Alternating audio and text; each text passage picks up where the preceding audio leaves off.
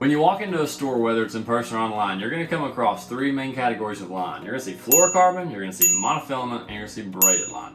We're going to start with monofilament. It tends to be the cheapest option. Mono is going to float when there's not any weight on it. It's going to have the most stretch out of any of these types of line. It's going to get nicked, frayed up a little bit easier than these other two are.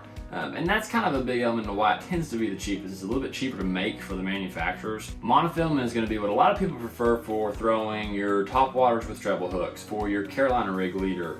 Some people like it for cranking still. But what most people prefer for most situations is going to be fluorocarbon. Fluorocarbon isn't going to fray as easy if you're fishing around things like rocks, wood, docks. It's going to have less stretch to it, so you've got a little bit more pop on a hook set, and it's going to sink. So if you've got a diving bait like a crankbait, it's going to help get that bait down a little bit deeper, a little bit faster than something like monofilament might.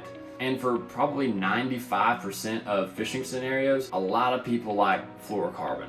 Fluorocarbon is going to be more expensive than mono, but because of those characteristics, a lot of people find that it's worth it. Braided line is going to be your other option. If you've never seen it, the first thing you'll notice when you hold it is that it is essentially a rope.